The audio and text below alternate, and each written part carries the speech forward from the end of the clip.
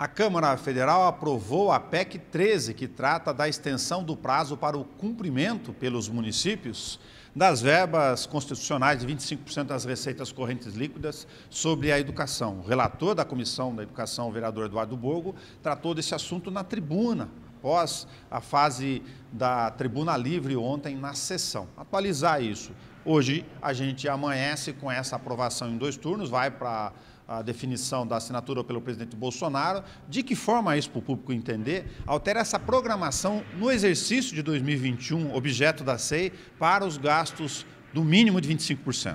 Então, durante a pandemia, os municípios tiveram uma grande dificuldade em gastar os 25%, que é o obrigatório na educação, porque não teve aula, enfim, tiveram vários problemas ali e vários municípios ficaram nessa pendência. E a justificativa, pelo que a gente está vendo aqui em Bauru, a principal é que teria que gastar esses 25% sob pena de responsabilidade. Eu tenho minhas divergências em relação a isso, mas é o que estão passando aqui para a gente. Mas, enfim, fizeram essa aquisição de 35 milhões com o receio de tomar ali uma penalidade pelo Tribunal de Contas, uma rejeição de contas, porque tinha que gastar os 25%. Porém, ontem foi aprovado em 2 turnos, né?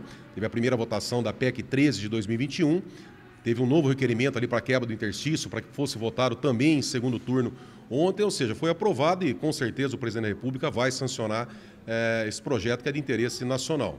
Com isso aí, os gestores, os administradores públicos, eles ficarão isentos de responsabilização entre os anos de 2000 e 2021, ou seja, ela retroage, tá? Para quem não conseguiu utilizar esse limite, dos 25%. Nesse caso de Bauru, que nós vimos aqui, é que teve o gasto de 35 milhões, porém, existem 4 casos que estão judicializados, que foi feito a judicialização do pedido de desapropriação. A maioria dos casos foi feito um acordo extrajudicial, um acordo administrativo, foi pago, o proprietário recebeu, entendo que o negócio jurídico está aperfeiçoado, ou seja, se não tiver nenhum vício, nada que tenha nulidade, aperfeiçoou o negócio jurídico. Nesses casos que foram judicializados, 4 casos, o requerido ou ex-proprietário ele já foi citado, contestou o pedido, e nos outros 3 ainda não há citação. O que acontece? A sugestão que eu dei ontem na tribuna, porque a hora que eu falei estava sendo votada em 1º turno a PEC 13. A sugestão que eu dei é que a prefeita trabalhe junto com o jurídico para que desista dessa ação, tá? E retenha, pegue o depósito judicial, porque nesses casos são 14 milhões de reais.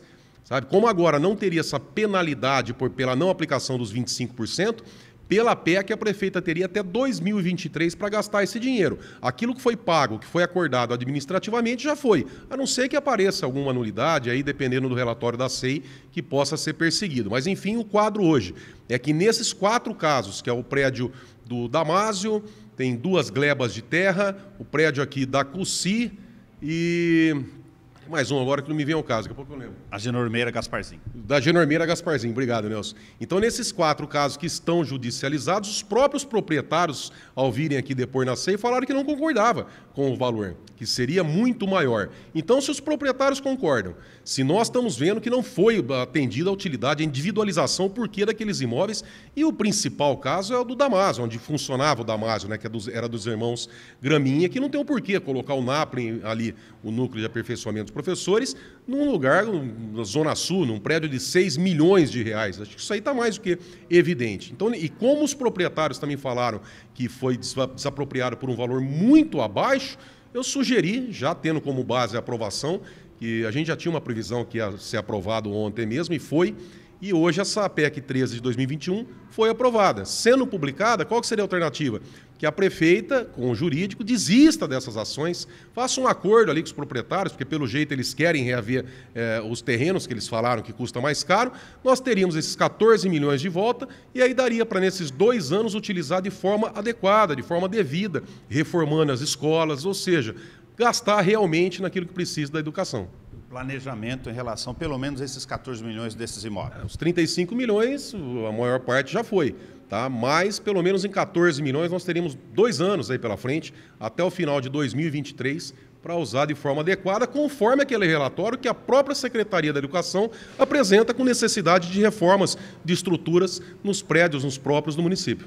Doutor, aqui na continuidade da sequência já programada de convocações dos depoimentos, o relator apresenta que, em função, infelizmente, de não ter sido atendido o convite, entre outros elementos, vai apresentar o áudio de um encontro com o relator e o presidente de uma informação importante sobre um dos imóveis da Rua Minas Gerais, salvo engano.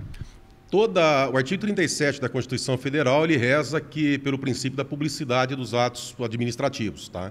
Nós estamos na Casa do Povo. Aqui tudo que se trata tem que dar publicidade. Eu sou o relator de uma SEI, fui convidado pelo presidente de uma SEI para conversar com uma testemunha que tinha alguns fatos para nos passar.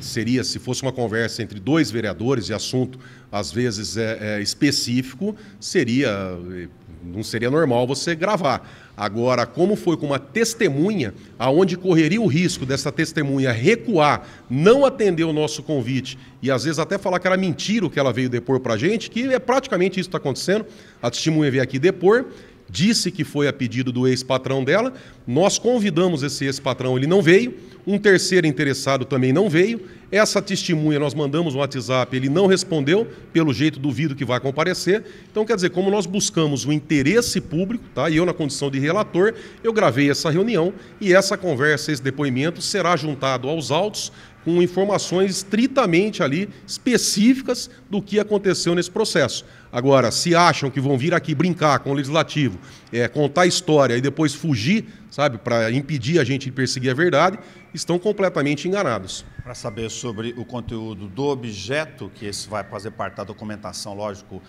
publicizada, como todos os atos da comissão de inquérito, é sobre a questão do valor inicial da oferta do imóvel da Minas Gerais, que acabou depois sendo desapropriado por um valor superior. Nessa reunião específica, que nós já até tratamos isso aí em várias reuniões, essa testemunha ela disse que no meio do ano ela trabalhava na Moraes Imobiliária, onde tinha um anúncio pelo imóvel da Minas Gerais de 4.700.000, disse que teria oferecido para a Prefeitura, na presença da secretária da Educação, Maria do Carmo Kobayashi, por 4.500.000, podendo até ser pago por um valor menor, pelo fato de ser um pagamento à vista, porém a Prefeitura Municipal teria cortado ali as conversas e comprado esse imóvel desapropriado posteriormente por 4.900.000, com uma diferença de 400.000, além de pagar 5% desse valor de corretagem para um outro corretor. No mínimo, esses fatos deveriam constar do processo, conforme eu questionei o Dr. Maurício Porto aqui. Doutor, se acontecesse isso,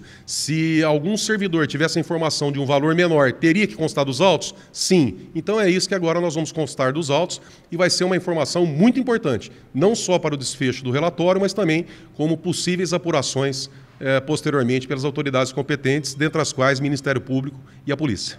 Muito obrigado ao vereador Eduardo Borgo, relator da SEI. Todos os depoimentos na íntegra disponíveis na página da TV Câmara no YouTube para você acompanhar.